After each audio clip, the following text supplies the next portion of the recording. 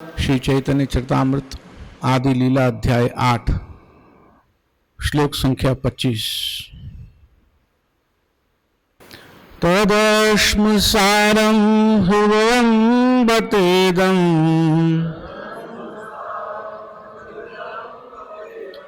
तदश्म सारं हृदयं बतेदम् यगृह्यमाणै हरिनामधेयै यगृह्यमाणै हरिनामधेयै नाविक्रियेताथ यदा विकारो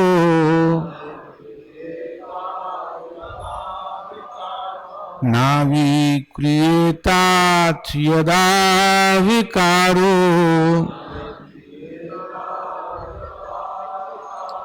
नेत्रे जलं गात्ररुहेषु हर्षः नेत्रे जलं गात्ररुहेषु हर्षः तदश्म सारं हृदयं बतेदम् यद्गृह्यमाणैर्हरिनामधेयै नाविक्रियेताथ यदा विकारो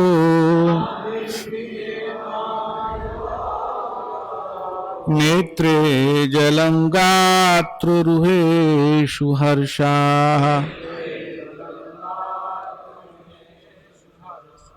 तत् वह अश्मसारम लोहे की भांति कठोर हृदयम हृदय बत ओह इदम यह यत जो गृह्यमाण ही जप करने के बावजूद हरिनाम ध्येय ही भगवान के पावन नाम पर ध्यान करने के नहीं विक्रियेत परिवर्तन होना अथ इस तरह यदा जब विकार अथवा परिवर्तन नेत्रे आंखों में जलम अश्रु गात्र रूहेशु शरीर के रोम छिद्रों में हर्षः हर्ष। अनुवाद एवं तात्पर्य भक्ति वेदांत स्वामी शिला प्रभुपाद की जय। अनुवाद। यदि हरे कृष्ण महामंत्र का कीर्तन करते हुए किसी का हृदय परिवर्तित नहीं होता, उसके नेत्रों से अश्रु नहीं बहते, उसका शरीर कंपित नहीं होता, न ही उसे रोमांच होता है, तो यह समझना चाहिए कि उसका हृदय लोहे के समान कठोर है। ऐसा भगवान नाम के चरण कमलों पर अपराधों के कारण होता है। आप अनुवाद की पुनरावृत्ति करें। यदि हरे कृष्ण महामंत्र का कीर्तन करते हुए किसी का हृदय परिवर्तित नहीं होता, उसके नेत्रों से अश्रु नहीं बहते, उसका शरीर कंपित नहीं होता, न ही उसे रोमांच होता है, तो यह समझना चाहिए कि उसका हृदय लोहे के समान कठोर है। ऐसा भगवान नाम के चरण कमलों पर अपराधों के कारण होता है। तात्पर्य। यह श्लोक श्रीमद् भागवत 2:3-24 का है।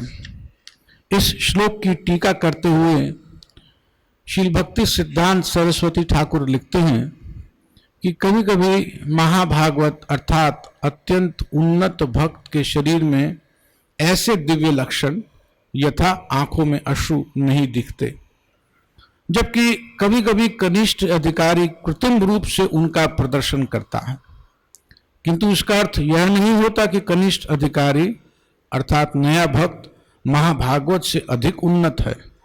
हरे कृष्ण महामंत्र के जप से हृदय में होने वाले असली परिवर्तन की परीक्षा यही है कि मनुष्य भौतिक भोग से विरक्त हो जाता है। यही असली परिवर्तन है। भक्ति परेशानुभवो विरक्ति अन्यत्र च, भागवत 11:2-42। आध्यात्मिक जीवन में असली प्रगति तो तब होती है जब मनुष्य भौतिक भोग से अत्यंत विरक्त हो जाता है। यदि कभी यह पाया जाए कि हरे कृष्ण मंत्र का कीर्तन करते समय कोई कनिष्ठ अधिकारी, कोई नया भक्त आंखों में कृत्रिम आंसू तो लाता है किंतु भौतिक वस्तुओं में पूरी तरह आसक्त रहता है, तो यह समझना चाहिए कि उसका हृदय वास्तव में परिवर्तित नहीं हुआ है। परिवर्तन तो मनुष्य के असली कार्यकलापों में परिलक्षित होना चाहिए। ओम अज्ञानतिमिरान्धस्य ज्ञानाञ्जनशलाकया चक्षुरुन्मीलितं येन तस्मै श्रीगुरवे नमः। मूकं करोति वाचालं पंगुं लंघयते गिरिं यत्कृपातमहं वन्दे श्रीगुरुदीनतारिणम्।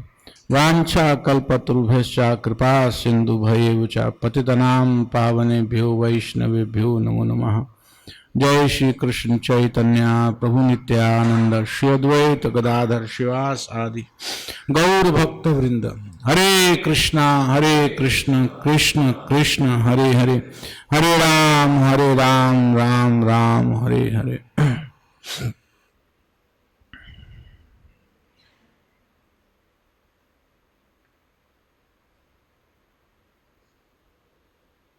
हम गौड़ीय भक्तों के लिए ये ग्रंथ चैतन्य चरितामृतम बहुत ही उपादेय ग्रंथ है।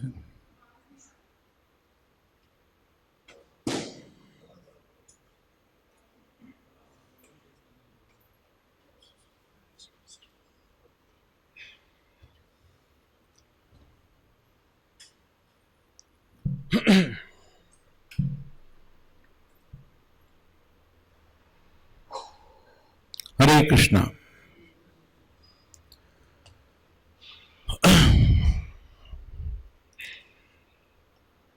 ये ग्रंथ चैतन्य चरितामृत सिद्धांतों से भरा हुआ है। वैष्णवों को भक्ति में प्रगति करने के लिए जिन सिद्धांतों को अपने जीवन में उतारना चाहिए, भरपूर इस ग्रंथ में मिलेंगे। सिर्फ सिद्धांत ही नहीं मिल रहे हैं, सिद्धांतों के साथ साथ उन सिद्धांतों का पुष्टिकरण, उन सिद्धांतों को शास्त्र से उद्धृत कर करके सिद्ध करने की जो प्रणाली है वो बड़ी विशिष्ट है इस ग्रंथ में।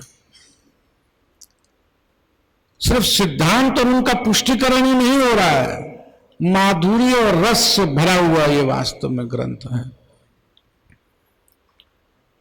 तो समय निकाल करके इस ग्रंथ के चरणों में जरूर जाना चाहिए। बहुत बहुत हृदय में कई कई तरह से भगवान के प्रति श्रद्धा को, विश्वास को, निष्ठा को, आसक्ति को, भाव को, प्रेम को सुदृढ़ करने वाला यह ग्रंथ है।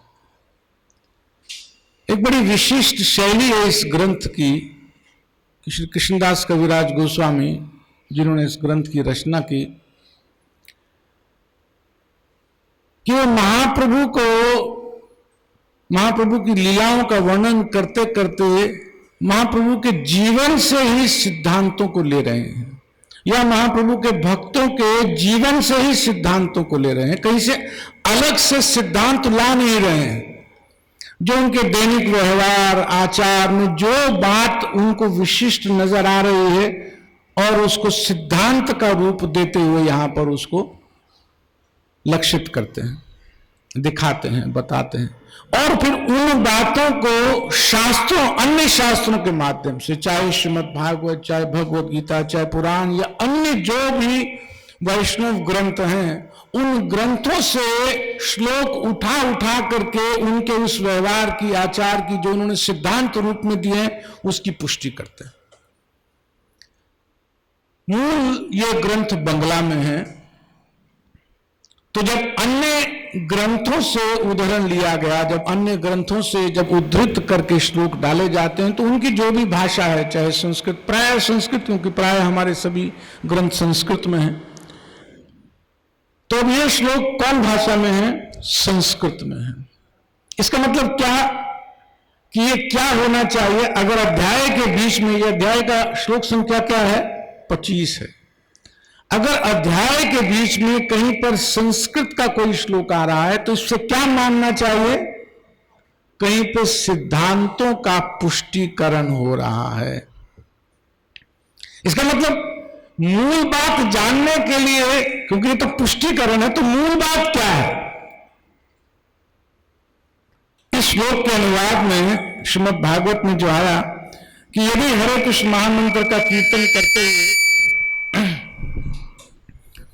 किसी का हृदय परिवर्तित नहीं होता, उसके नेत्रों से अश्रु नहीं बहते, उसका शरीर कंपित नहीं होता, न ही उसे रोमांच होता है, तो यह समझना चाहिए कि उसका हृदय लोहे के समान कठोर है। ऐसा भगवान नाम के चरण कमलों पर अपराधों के कारण होता।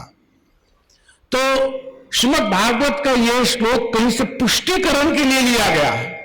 तो ऐसी क्या बात है, क्या ऐसा इस समय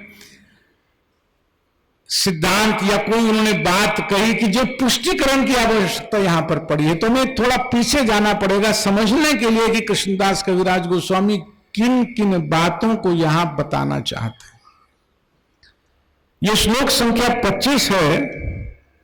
मैं देख रहा था कि लगभग पहले से ही शुरू करना पड़ेगा, क्योंकि शुरू में जो उन्होंने कड़ी जोड़ी है वही कड़ी आगे बढ़ाते जा रहे हैं, बढ़ाते जा रहे हैं, बढ़ाते जा रहे हैं, तो यहां आकर के उसका पुष्टिकरण कर रहे हैं।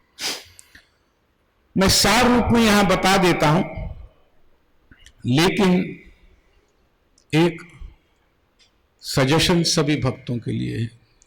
चैतन्य चरितामृतम के कई ऐसे अंश हैं जो 1 बार, 2 बार, 5 बार, 10 बार लगातार बार बार रह करके जीवन में पढ़ने चाहिए।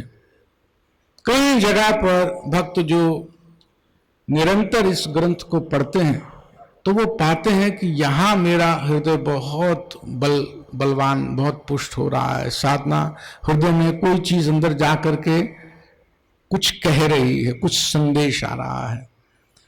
तो इस अध्याय के 1 से लेकर के शायद 29 या 30 प्यार तक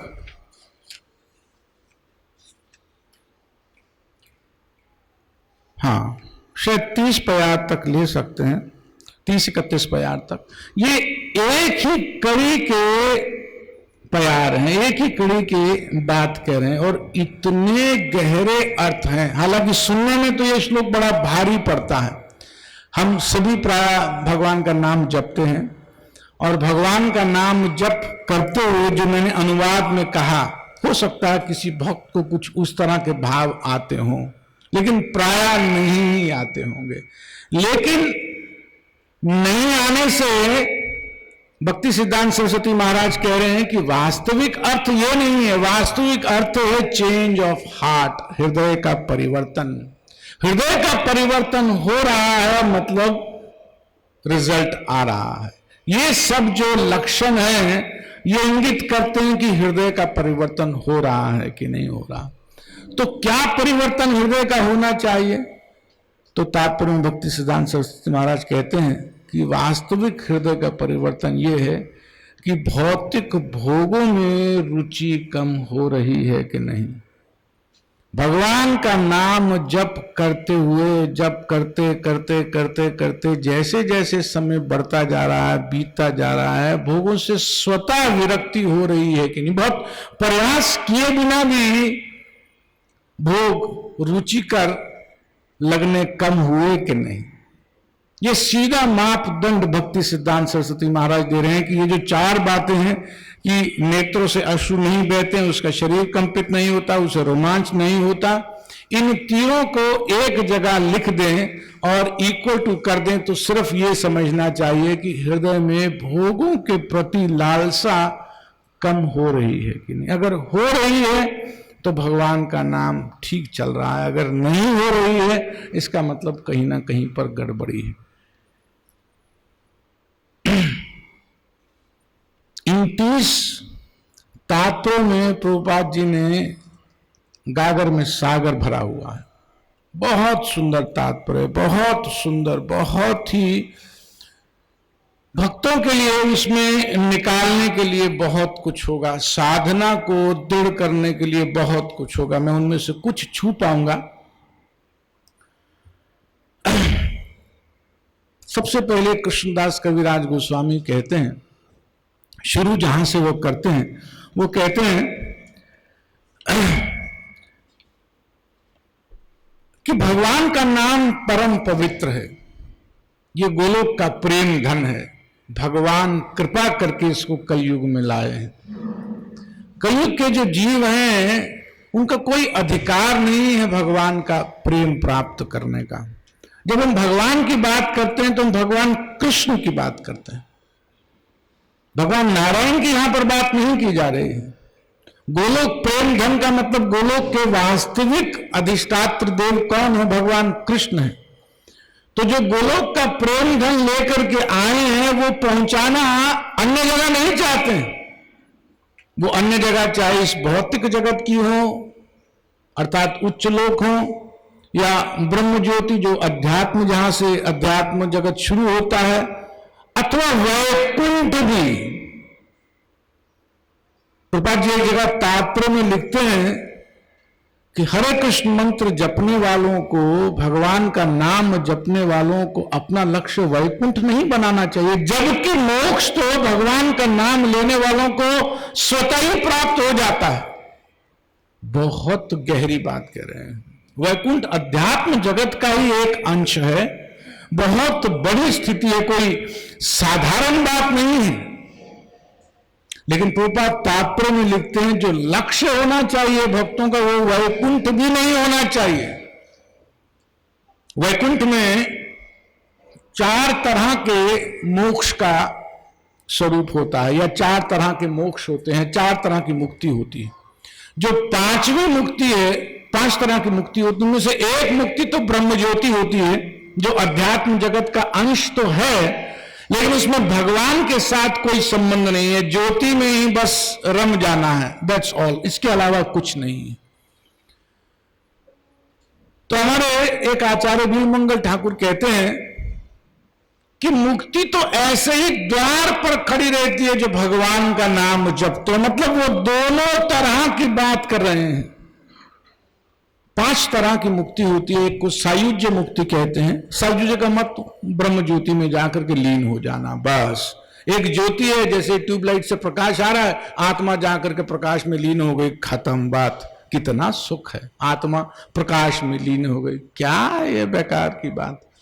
तो इसके बाद जो अगली 4 मुक्ति हैं उनको वैकुंठ वास कहा जाता है। उसके 4 प्रकार कैसे हैं? सारूप्य मुक्ति। मुक्ति मतलब मुक्ति किससे? इस भौतिक जगत के दुखों से, जंजाल से मुक्ति। तो सारूप्य मुक्ति का अर्थ क्या होता है कि वैकुंठ में भगवान नारायण के जैसा सारूप, उनके जैसा रूप हो जाए, तो उसको क्या बोलते हैं? सारूप्य मुक्ति। दूसरी मुक्ति होती है सालोक्य की, भगवान के लोक में है, वहां पर विचरण कर रहे हैं। तीसरी और कौन सी होती है? सामीप्य। अब मान लीजिए कि दिल्ली में बहुत लोग रहते हैं, 1.5 करोड़ पॉपुलेशन होगी, प्राइम मिनिस्टर के समीप कौन कौन रहते हैं? 1.5 करोड़ रहते हैं? नहीं ना, बहुत कम लोग रहते हैं। तो उन मुक्ति पाए हुए लोगों में कुछ ऐसे भी बन पाते हैं, कुछ ऐसे भी विशिष्ट भक्त हो जाते हैं जो भगवान नारायण के समीप रहते हैं, क्लोज रहते हैं। और सारष्टी का अर्थ, जो चौथी वैकुंठ की मुक्ति है, उसका अर्थ क्या होता है कि भगवान के जैसा ही पूरा वैभव उन भक्तों का वैकुंठ में जाकर के होता है। तो एक तो ब्रह्म ज्योति की मुक्ति हुई और 4 मुक्ति हुई वैकुंठ की मुक्ति।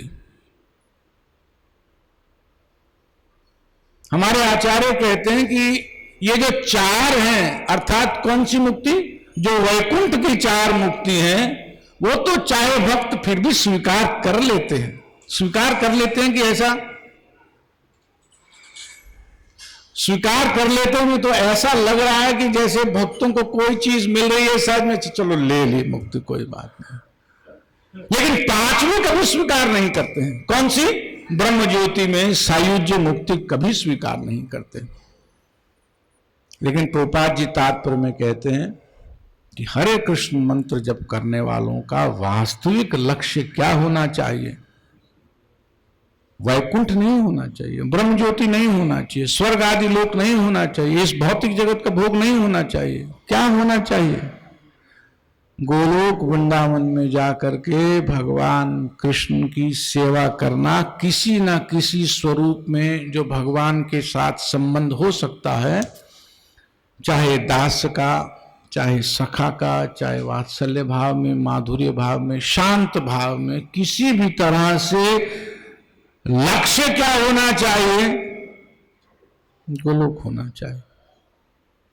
प्रभुपाद जी बहुत खोल करके इन 30 तात्पर्यों में, पहले वाले श्लोकों के अनुवाद में और तात्पर्य में इस बात को कह रहे हैं।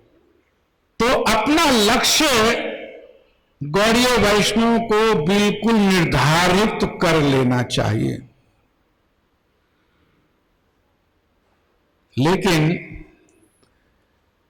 कलयुग के भक्त, कलयुग के जीव इच्छा करे गोलोक की, माने सबसे गिरा हुआ, सबसे ऊंची बात की अपेक्षा कर रहा है, वो कोई मेल नहीं खा रही है बात। सतयुग में आकर कहें जहां शुद्धि होती है, पवित्रता होती है, सत्य होता है, चरित्र में बहुत, वहां तो ये बात कहें कि नहीं अब आपको गोलोक की इच्छा करनी चाहिए तो सही है। जहां पर सारे दोष ही दोष, दोष ही दोष, दोष ही दोष भरे हुए हैं, उस युग में आकर के कोई कहे कि मात्र आचार्य कहें, कोई अपने से मन नहीं बना रहा है, आचार्य कह रहे हैं कि इच्छा होनी, योग्यता की बात नहीं कह रहे। योग्यता अलग हो सकती है, लेकिन जहां इच्छा की बात है कि डिजायर क्या होनी चाहिए, डिजायर तो गोलोक से कम नहीं होनी चाहिए।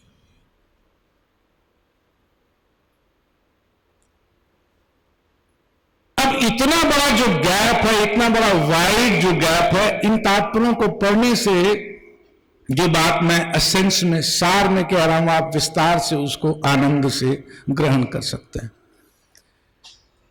तो इतने बड़े वाइड गैप को, उसकी भरपाई, उसकी पूरी, उस गैप को कवर कैसे किया जाएगा? तो उत्तर है कि महाप्रभु आए हैं, जो काम करने के लिए आए हैं बस वो काम करो, वाइड गैप कंप्लीट हो जाएगा। महाप्रभु जो लेकर के आए हैं, जो देने आए हैं, बस उसको लो। आचार्यों के निर्देशन में उस बात को करो जो महाप्रभु कहने आए हैं। तो अगर कोई आदमी इस रास्ते पर चल रहा है, मान लो आचार्यों के अनुसार चल रहा है, तो कुछ ना कुछ तो परिवर्तन होना ही चाहिए हृदय में, क्यों नहीं होना चाहिए? है कली के ही जीव, इसमें कोई इनकार नहीं है, लेकिन जो औषधि हाथ में दिया है वो कौन दे रहा है? जो मूल स्वामी है उस जगह का जहां लक्ष्य बनाया जा रहा है। वो औषधि लेकर के आया है, बांट रहा है, दे रहा है, और सबसे बड़ी बात क्या कर रहा है कि जो विरलों को भी नहीं मिलता है, जो बहुत बहुत तप करके, ज्ञान योग का पालन करके, साधन योग का पालन करके, साधन योग नहीं, ध्यान योग का पालन करके या अन्य और युक्तियों से नहीं मिलता है, नहीं ही मिलता है, वो सहजता से लेकर के आए हैं। पापी चापी यत छिलो, हरि नाम उद्धारी लो। जिसको भी, चाहे कोई पापी है, कोई आदमी, बहुत सबको, सबकी क्वालिफिकेशन महाप्रभु ने कहा है। पापी है। अब जो है वो अधिकारी है किस चीज का? इस औषधि को लेने का अधिकारी है। और औषधि, इस औषधि की महामारक शक्ति क्या है? माया को परास्त करके, छोटी मोटी चीज, माया को परास्त करके वहां ले जा सकती है जहां करोड़ों करोड़ों वैकुंठवासी भी नहीं पहुंच पाते हैं।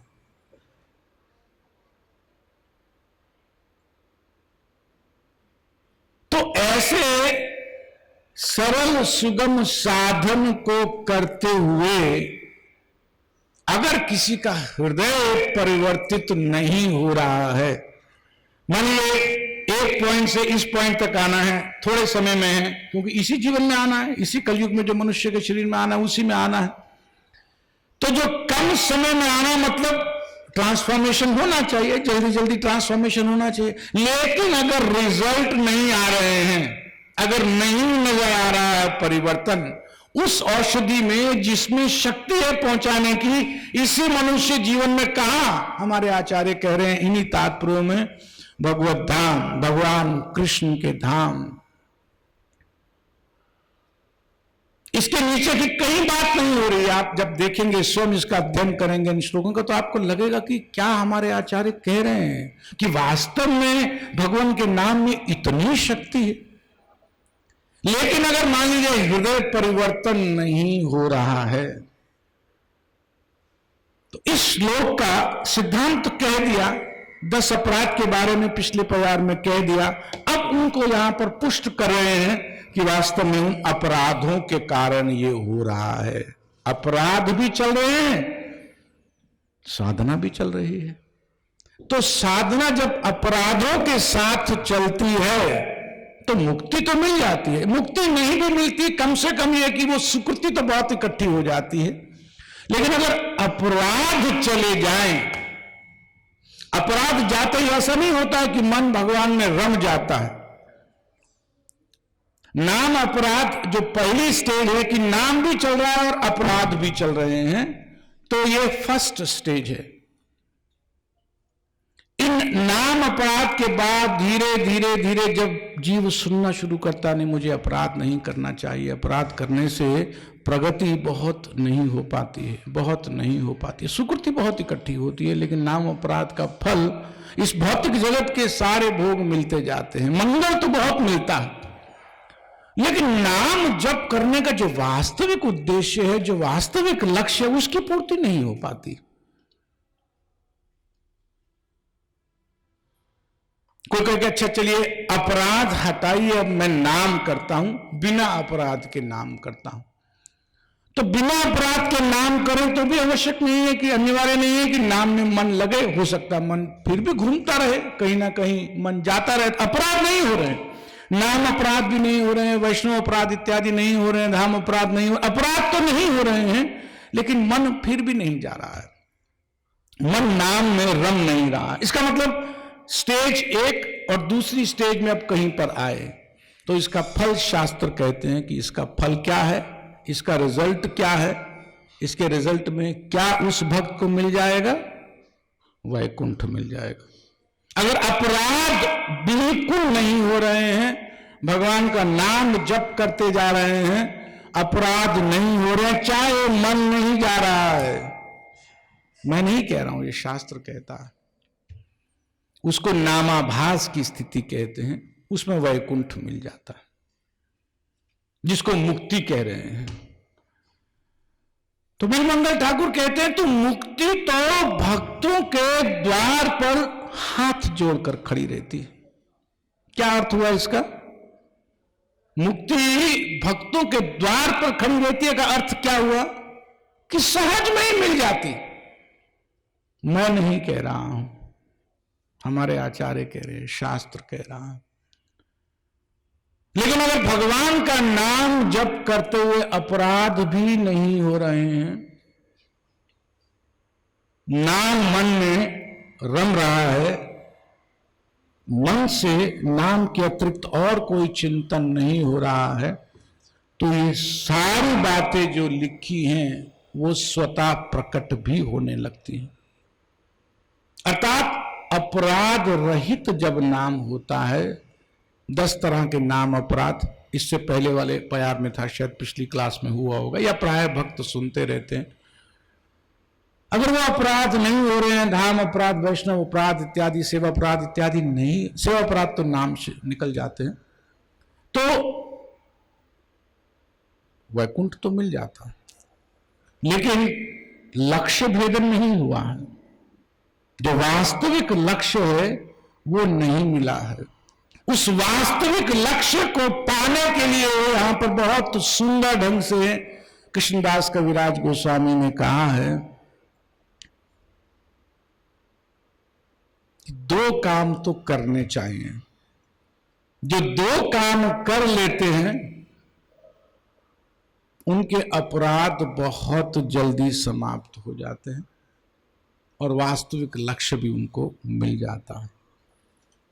पहला क्या है कि भगवान के जब नाम जप करते हैं उसमें अपराध का ध्यान होता है। हरे कृष्ण कृष्ण कृष्ण हरे हरे, हरे राम राम राम हरे हरे। ये जो भगवान का नाम है ये अपराध का ध्यान करता है, अपराध को कंसीडर करता है, अपराध लेता है। लेकिन इसको जो लेकर के आया उस अवतार का आशय लेकर के जब नाम लिया जाता है,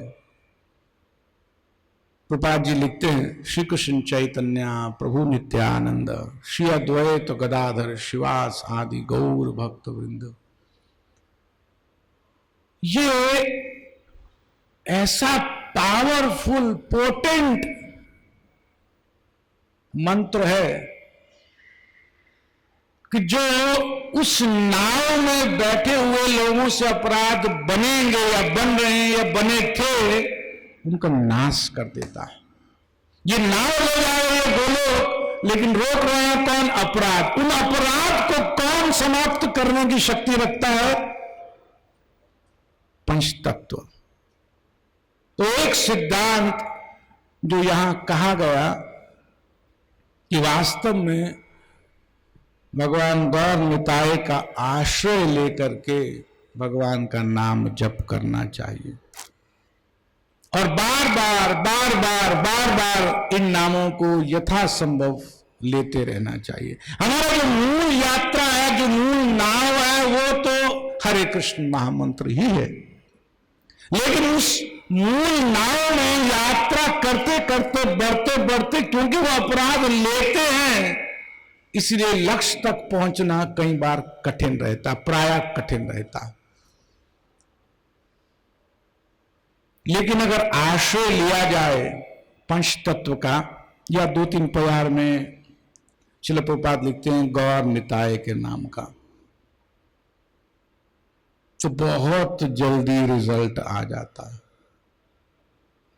निताय गौरंगा निताय गौरंगा निताय गौरंगा निताय गौरंगा।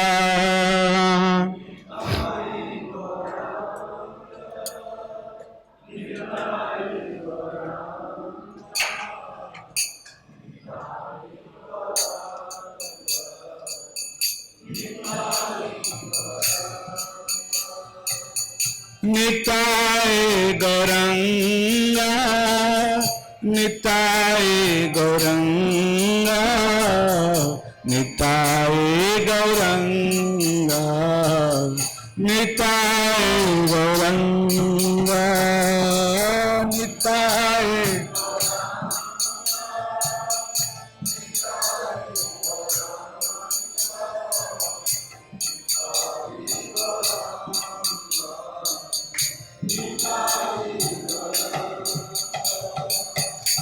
हमारे आचार्य भक्ति विनोद ठाकुर कहते हैं कि कृष्ण प्रेम सुदुर्लभ है, सुलभ नहीं है, दुर्लभ नहीं है, सुदुर्लभ है। लेकिन वो एक युक्ति बताते हैं, एक हिडन युक्ति, क्या कहेंगे, एक हिडन सीक्रेट जैसा बता रहे हैं। वो कहते हैं कि निताय गौर बलि जे जीव डाके, निताय गौर बलि जे जीव डाके सुविमल कृष्ण प्रेम अन्वेषित ताके। कि जो जोर जोर जोर से निताय गौर का नाम, मैं नहीं कह रहा हूं, भक्ति विनोद ठाकुर जो सप्तम गोस्वामी है वो कहते हैं कि निताय गौर बलि, जो बोलते हुए जोर जोर से भगवान का नाम निताय गौर, नित्यानंद नित्यानंद गौरंगा गौरंगा गौरंगा नित्यानंद, वो कहते हैं कि निताय गौर बलि जय जीव डाके, डाके का मतलब बंगला में होता है जोर जोर से उच्चारण करना। मैं देखता था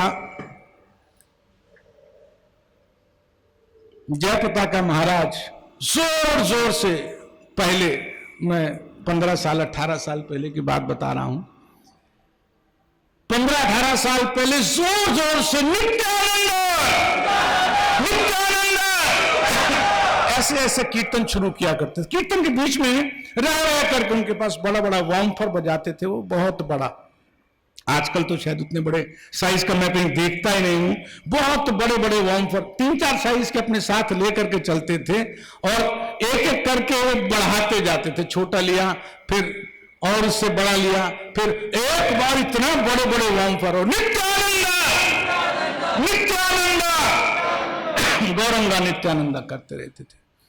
हमारे आचार्यों ने वास्तव में सार पकड़ा हुआ है, सार पकड़ा हुआ। तो भक्ति विनोद ठाकुर कह रहे हैं कि निताय गौर बलि जय जीव डाके, मूल अपनी जगह पर करना है, ये नहीं कि 24 घंटे नहीं, मूल काम अपनी जगह करना है, लेकिन साथ साथ में क्या करना है, निताय गौरंगा निताय गौरंगा निताय गौरंगा निताय गौरंगा।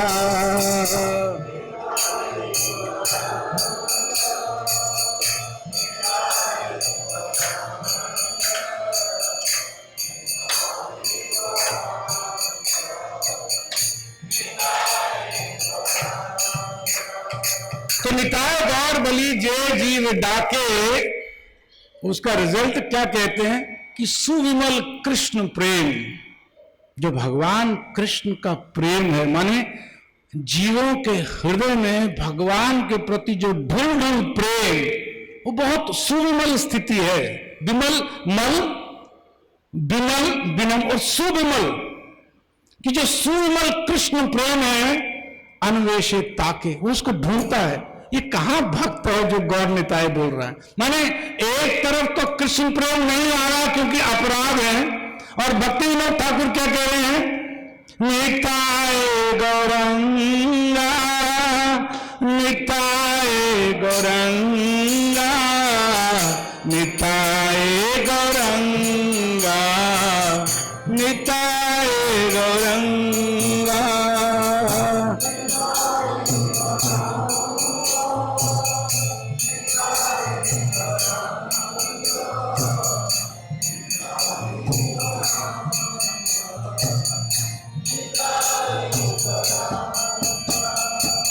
निताय गौरंगा बलि जय जीव डाके, सुविमल कृष्ण प्रेम अन्वेष ताके। निताय गौरंगा बलि जय जीव डाके, सुविमल कृष्ण प्रेम अन्वेषता को, अन्वेषता के उसको ढूंढता है। कौन ढूंढ रहा है, कौन ढूंढ रहा है? अगर कृष्ण प्रेम ढूंढ रहा है का मतलब क्या हुआ, अपराधों का क्या हो गया, समाप्त हो गए सभी अपराध। क्योंकि प्रेम कब आता है, जब भाव आ जाता है, जब आसक्ति आ जाती है, जब निष्ठा हो जाती है, रुचि हो जाती है, सभी अनर्थ समाप्त हो जाते हैं, तभी तो प्रेम होता है। तो क्या कह रहे हैं, निताय गौर बलि जय जीव डाके, सुविमल कृष्ण प्रेम अन्वेषे ताके। इन 30 श्लोकों का सार भक्ति विनोद ठाकुर ने दे दिया कि कितने करुणा अवतार हैं, औषधि लाए हैं, और औषधि का सेवन करते करते जानते हैं अपराध होगा, तो उनके भक्तों ने बीच में से एक ऐसा हिडन सीक्रेट निकाल लिया कि वो कैसे जाएंगे, वो उसका नाम लेने से जाएंगे जो महाकृपालु है, जो महावदान्याय है। भगवान कृष्ण बहुत कृपा कर रहे हैं, अपने नाम से अपने धाम लेकर के जा रहे हैं, लेकिन भगवान का नाम अपराध का ध्यान करता है। महाप्रभु भी भगवान ही है या भगवान है, दोनों में कोई अंतर नहीं है। कृष्ण ही है, राधा कृष्ण ही है, लेकिन पता नहीं क्या करुणा हो गई उनकी इस कलयुग के जीवों पर, मनुष्य पे, जो पता नहीं क्या हो गया उनको। कृष्ण राधा को क्या हो गया पता नहीं, जो सब जगह से भटके हुए रिजेक्टेड माल है उन पर ही दया आ गई। होती कि सतयुग के जीवन पर आ जाती तो बहुत अच्छा रहता है, क्वालिफाइड। जो सब जगह से रिजेक्टेड है, जैसे जो गेहूं ऐसा करते हैं ना, तो बढ़िया बढ़िया ऊपर क्या रहता है, कचरा, पत्थर, कंकर, कोई पोटेंशियल नहीं, कुछ नहीं, बेकार की चीज ऊपर हो जाती है, छान उसको फेंक देते। तो जो फेंक देने वाले हैं उन्हीं पर ही भगवान राधा कृष्ण की कृपा हो गई, महाप्रभु के रूप में आ गए और भगवत धाम लेकर के जाने का पूरा योजना सामने रख दी। हमारे आचार्यों ने उसको और खोल करके बता दिया कि देखो अपराध हो सकते हैं, इस तरह से अपराध जाएंगे। और दूसरी बात, भगवान गौर निताय की आराधना। भक्ति विनोद ठाकुर भाष्य में लिखते हैं, यहां पर प्रभुपाद जी ने बहुत सुंदर उस तात्पर्य में लिखा है कि गौर निताय की आराधना 2 तरह से होती है। एक तो गौर निताय की आराधना होती है। प्रभुपाद जी कहते हैं गौर निताय बड़ी आराधना किसको बोलते हैं? हरे कृष्ण कृष्ण कृष्ण हरे हरे, हरे राम राम राम हरे हरे।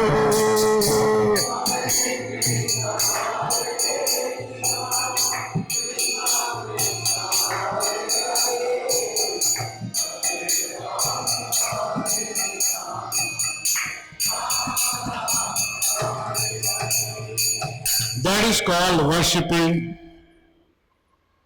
गौर निताय। प्रभुपाद जी लिखते हैं, मैं तात्पर्य में से आपको देख करके बता दूंगा। कहते भगवान के नामों का, हरे कृष्ण मंत्र का जप करना गौर निताय की वास्तविक आराधना है। तो 2 बातें, मैं बहुत आगे नहीं जा रहा हूं, सार में 2 बातें भक्तों को यहां बताने के लिए, आनंद लेने के लिए तो आप स्वयं इसको खूब पढ़ें, 1 बार 2 बार 5 बार। कई ऐसे अंश हैं जो चैतन्य चरितामृतम के जो बार बार पढ़ना चाहिए। ये 30 श्लोक वास्तव में उन्हीं सार गर्भित कुछ अंश का एक तो भगवान के नाम का, पंचतत्व नाम का, गौर निताय नाम का आश्रय लेना चाहिए, और दूसरा गौर निताय की आराधना करनी चाहिए। तो सार समझ में आ गया ना कि क्या करना है। जय श्री कृष्ण चैतन्य प्रभु नित्यानंद श्री अद्वैत गदाधर शिवासादि गौर भक्तवृंद। हरे कृष्ण कृष्ण कृष्ण हरे हरे, हरे राम राम राम हरे हरे। इसमें 2 में से कितनी बातें पूरी हो गई? दोनों हो गई। अरे वाह। हरे कृष्ण कृष्ण कृष्ण हरे हरे, हरे राम राम राम हरे हरे।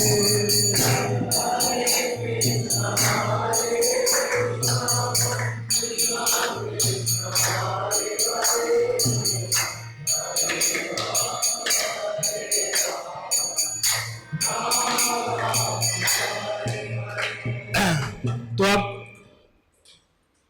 असित प्रभु ये कह रहे हैं कि गौर निताई के विग्रह हटा दीजिए, राधा कृष्ण के विग्रह हटा दीजिए, जगन्नाथ बलदेव जी के उनकी कोई आवश्यकता नहीं। नहीं नहीं, जितना ही भक्ति में जीव अपने हृदय की स्थिति के अनुसार आगे बढ़े उतना ही कम है। जहां से भी हमारी भक्ति बढ़ती हो उस साधन को छोड़ना नहीं है। हमारे आचार्य कह रहे हैं कि 5 ऐसे प्रबल साधन हैं जिनका आश्रय लेकर के सहज में ही भगवत धाम जाया जा सकता है। कौन कौन से 5 महासाधन? चैतन्य महाप्रभु कहते हैं 5 महासाधन हैं। भगवान का नाम, विग्रह आराधना, विग्रह में तुलसी महारानी भी आती हैं, और धाम वास, और श्रीमद् भागवत के अर्थों का रसास्वादन, और साधु संग, भक्तों का, संतों का संग। ये ऐसे महान साधन हैं कि एक दूसरे के पूरक हैं। हम किसी एक साधन को अपनी वर्तमान स्थिति में लेकर के परफेक्ट नहीं हो पाएंगे। हालांकि साधन 5 ही अपने आप में परफेक्ट हैं। कलयुग के लिए भगवान का नाम ज्यादा सहज है लेना, लेकिन फिर भी 5 के 5 साधन जैसे होता है। मान लीजिए अगर हम टर्मिनल 3 पे जाएं, भक्त जाते होंगे तो टर्मिनल 3 पे जाते हैं तो कई ऐसे गेट हैं जो एंट्रेंस से बहुत दूर हैं, लगभग आधा किलोमीटर, 700 मीटर। कुछ लोगों को ये एक्सपीरियंस हो, कई बार बड़े आगे के गेट पर फ्लाइट मिलती है। तो रास्ते में उन्होंने क्या सुविधा बनाई हुई है? वॉकुलेटर बनाए हुए। मतलब वॉकुलेटर का मतलब क्या? आप खड़े रहो तो भी आगे हो जाओगे, लेकिन खड़े रह करके चलते रहो तो ज्यादा स्पीड से, ऐसे भी अपने से चलते रहो, वॉकुलेटर पे नहीं जाओ तो कुछ टाइम लगेगा लेकिन पहुंच जाओगे। तो ये साधन सारे के सारे, मैं मिलान नहीं करना चाह रहा हूं उदाहरण दे करके, लेकिन मैं ये कहना चाह रहा हूं कि सारे के सारे एक दूसरे के पूरक हैं, चक हैं। भगवत भक्ति में एक अंग को दूसरे अंग से अपने आप सहायता मिलती है, अपने आप सहायता मिलती है। अगर भगवान की सेवा करने का भाव रहता है, विग्रह को भगवान ही मान करके सेवा करते हैं, तो भगवान के नाम में एक सहज सहज सहज अट्रैक्शन होने लगता है। भगवान का नाम लेते हुए भागवत पढ़ते हैं तो भागवत में एक सहज आनंद, एक सहज सुख मिलने लगता है। सब पूरक हैं एक दूसरे के। लेकिन क्योंकि श्लोक में सिर्फ यही कहा जा रहा है, इस संस्कृत के श्लोक में, कि यदस्मसारम हृदय बतोदम, आगे कैसे है? यद नारायण हरि नाम धे, या हरि नाम के बारे में चर्चा की जा रही है।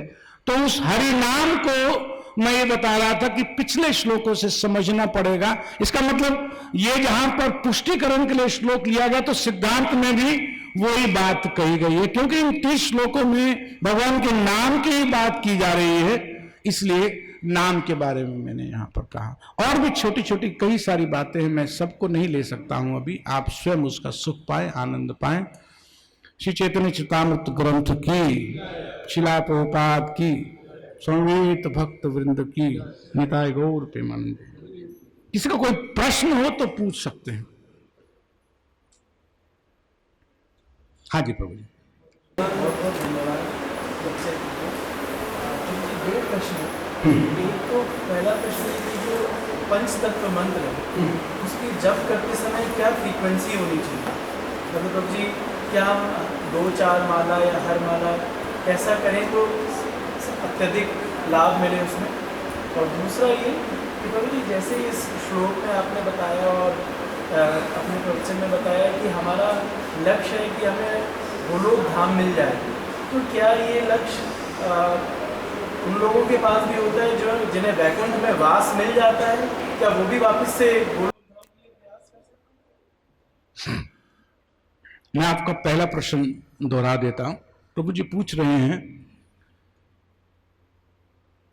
कि पंच तत्व मंत्र जय श्री कृष्ण चैतन्य प्रभु नित्यानंद श्री अद्वैत गदाधर शिवास आदि गौर भक्त वृंदा, इस मंत्र को लेने की क्या फ्रीक्वेंसी होनी चाहिए। जैसे जप कर रहे हैं, प्राय भक्त कम से कम 16 माला तो जप करते ही हैं, तो कितनी फ्रीक्वेंसी होनी चाहिए। इसके कई आंसर हो सकते हैं। एक तो ये हो सकता है कि हर मंत्र से पहले ले लो, हर जप शुरू करने से पहले ले लो। हमारे कई आचार्य कहते हैं भगवान के नाम से पहले पंचतत्व मंत्र जप करना चाहिए, ठीक है ना। तो भगवान के नाम आप मान लीजिए 1 घंटा ले, 2 घंटा ले, 3 घंटा ले, उससे पहले आपने शुरू करने से पहले ले लिया तो बाकी तो सब उसी की सीक्वेंस में आ रहे हैं ना। जैसे आप गाड़ी शुरू करते हैं, आप पहले गियर पर डालते हैं न्यूट्रल से, पहले गियर के बाद फिर दूसरा, तीसरा, चौथा, पांचवा आगे चलाते हैं ना। अब मान लो कि 5 पर गाड़ी चल रही है, अब फिर रोक करके फिर पहले पर डालने की, फिर दूसरे पर तीसरा, फिर 1 हुआ, फिर पहले पे डालना, फिर आया, फिर 5, फिर पहले पे डालना। तो बोलते हैं जब महामंत्र चल रहा है तो चल रहा है, वो तो चल ही रहा है। आप शुरू करें, गलत नहीं है, जितनी बार मर्जी करें, भगवान का नाम पंचतत्व जितना ले उतना चले। लेकिन जब भगवान का नाम, क्योंकि मूल नाव में बैठना है, तो उस मूल नाम में महाप्रभु स्वयं कहते थे कि खाइते शुइते यथा तथा कृष्ण नाम लो। भगवान कृष्ण का नाम लेते रहना चाहिए, लेते रहना, यथा तथा, जैसे भी किसी भी स्थिति में लेते रहना चाहिए। लेकिन हमारे आचार्यों ने बीच में से ये कहा नहीं, अपराध होगा, क्योंकि भगवान का नाम अपराध लेता है। तो भगवान का नाम शुरू करने से पहले अगर पंचतत्व मंत्र का आश्रय ले लिया, 3 बार ले लिया, 1 बार ले लिया, कुछ बार ले लिया, चल जाएगा। हर जप के बाद ले लिया वो भी चल जाएगा, बीच बीच में ले लिया तो भी चल जाएगा। भक्ति विनोद ठाकुर कह रहे हैं जब चाहो तब लो, निताय गरंगा बलि जय जीव डाके। बच्चों बोलना है तो बोलो, कोई बात नहीं। ये आपके पहले प्रश्न का उत्तर है, सब ठीक है, सब ठीक है। और दूसरा आपका प्रश्न है कि अगर हमारा लक्ष्य गोलोक है, भगवत धाम, तो जो वैकुंठवासी हैं, क्या अपराध की वजह से तो वैकुंठ भी नहीं जा पाएंगे। अगर नाम भी कर रहे हैं, अपराध भी कर रहे हैं, तो मंगल होगा, इस भौतिक जगत के सुख मिल जाएंगे। मैंने ऐसे तो नहीं कहा था कि अपराध के साथ नाम लेंगे तो वैकुंठ जाएंगे। मैंने कहा था तो वैकुंठ की प्राप्ति के आप अधिकारी बन सकते हैं। नामवास का अर्थ क्या होता है? नाम अपराध से ऊपर का नाम। अगर अपराध भी कर रहे हैं और नाम भी कर रहे हैं और लक्ष्य गोलोक है, तो ये वही बात है कि जैसे अब क्या कहूं, मतलब उदाहरण भी नहीं देते बन रहा कि अपराध खूब हो रहे हैं, फिर नहीं प्लेन आने वाला है, प्लेन आएगा आएगा आएगा आएगा, गोलोक से विमान आएगा, नहीं, वो गलत है। वो सबसे पहले प्रयास ये करना चाहिए, हालांकि यहाँ रास्ता दिया है भगवान महाप्रभु के पंचतत्वों के नाम का, गौर निताय के नाम का आश्रय लेना चाहिए, लेकिन फिर भी बहुत सजग रहना चाहिए, अपराधों के प्रति सजग रहना चाहिए। नहीं तो हमारी जो टेंडेंसी है वो वीक होती जाती है, क्योंकि कलयुग के जीव है, स्ट्रांग नहीं है। ध्यान रखना चाहिए मुझसे कहीं अपराध तो नहीं बन रहा है, कोई किसी वैष्णव के प्रति, कहीं जो 10 अपराध में से कहीं धाम के प्रति कहीं पर कुछ अपराध तो नहीं बन रहा। अपराध से तो ऐसे डरना चाहिए जैसे कोई शेर सामने से आ जाए। जब उस तरह की भावना हृदय में बनने लगती है तो अपराध की भावना अपने आप शिथिल हो जाती है, समाप्त हो जाती है। अपराध से डरना चाहिए का मतलब यह कि इतना भय अपराध से हो जाए कि वास्तव में खा जाएगा, आत्मा को खा जाते हैं अपराध। जो दे सकता है क्या, भगवान का नाम, वहां तक नहीं ले जा रहा, आत्मा को वहां तक पहुंचा सकता है, लेकिन इसी भौतिक जगत में रख रहा है, मतलब खा गया ना आत्मा को, आत्मा को जड़ से खा गया। क्यों? क्योंकि इसी मनुष्य शरीर में वर्तमान में सब कुछ तो है, और क्या चाहिए? देखा जाए तो क्या और चाहिए? सब कुछ तो शास्त्रों में जो लिखा है हमें मिल गया। अब अगर और कुछ करना है तो क्या करना है? सजग होकर के भजन करना है, महाप्रभु का आश्रय लेकर के भजन करना है, पंच तत्वों का आश्रय, आचार्यों का आश्रय लेकर के भजन करना है, प्रभुपाद जी का आश्रय लेकर के। इन ग्रंथों में प्रभुपाद जी ने सब कुछ दे दिया है। इनको ध्यान से, मनन से अध्ययन करना चाहिए, सुनना चाहिए। कोई बात सिद्धांत तो उसको ध्यान से सुनना चाहिए, बार बार उनको पढ़ना चाहिए निजी जीवन में, तो फिर सहज होने लगता है।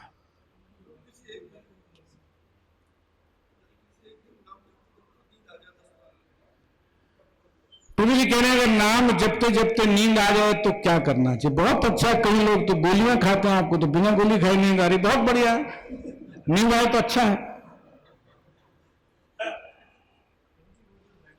लेकिन इसको ऐसे मानना चाहिए कि अगर भगवान का नाम लेते लेते नींद आ रही है तो कोई बात नहीं, उसके ये सोचना चाहिए कि भगवान का नाम वास्तव में हमें क्या दे सकता है, अब मैं क्या उपाय करूं। मुझे नींद आ रही है तो किन चीजों के कारण मुझे नींद नहीं आई। कई बार तो होता है कि पिछली रात में नींद पूरी नहीं हुई, उसलिए नींद आ रही है, तो आप कुछ नहीं कर सकते, सो जाओ 1 घंटा, फिर आधा घंटा 1 घंटा सो जाओ, फिर फ्रेश हो जाओ, फिर भागेगा नाम, बहुत तेजी से नाम होने लगता। दूसरा यह हो सकता है कि कोई बहुत अच्छे से कहीं फीस्टिंग पा के आए हैं और अभी जब पूरे नहीं हो तो फिर बैठ गए, अब माला तो करनी है, तो थोड़ी देर जब खाया अच्छे से, या तो उस समय सोचते भाई जब रहते हैं तो थोड़ा कम खा लें, या मीठा कम खा लें, घी वाला कम खा लें। तो किन कारणों से नींद आ रही है? और कई बार शरीर में वास्तव में कहीं पर पेन होती है, दुखन होती है, तो उस पेन को रिलीव करने के लिए हमारा नर्वस सिस्टम अपने आप बॉडी को शिथिल करता है। अच्छा है, वो तो रिकवरी होगी। तो किन कारणों से नींद आ रही है? और कई बार जब बहुत देर तक करते करते थकान हो जाती है, वो तो वास्तव में नींद नहीं है, उसको तंद्रा बोलते हैं। वो तो शास्त्र में भक्तों को अगर तंद्रा आए तो माना जाता है वो सर्टिफिकेट है। घंटों जप करने के बाद अगर स्वाभाविक शरीर में थकान हो सकती है, तंद्रा आ जाए तो इसका अलग अलग फॉर्म से इसको समझना पड़ेगा। जी प्रभु जी, हाँ मैं आपको बताता हूं। हाँ प्रभु जी,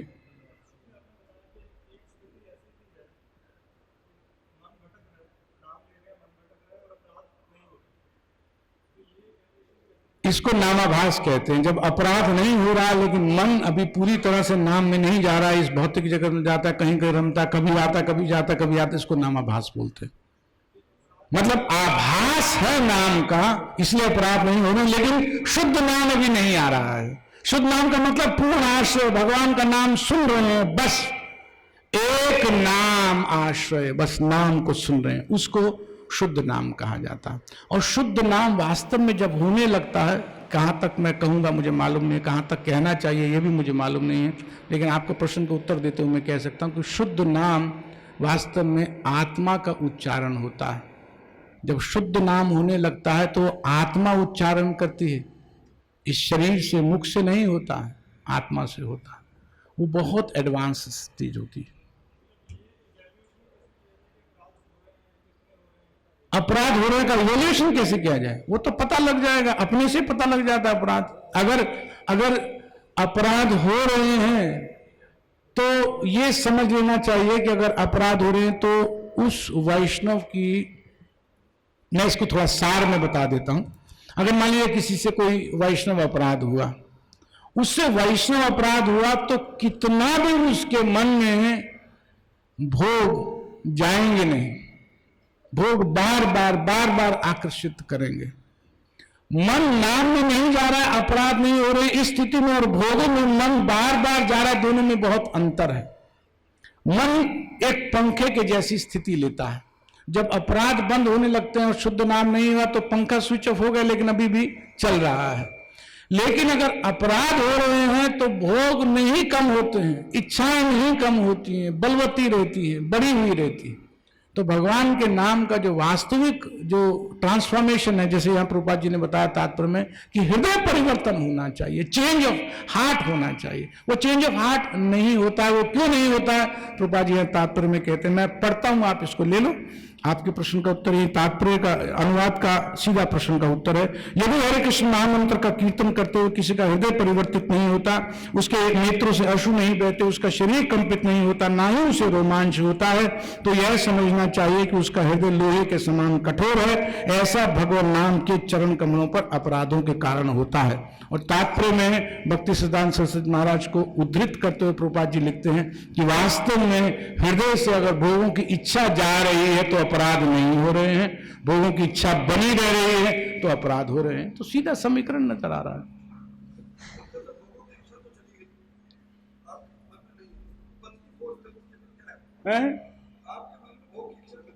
हाँ, लेकिन हाँ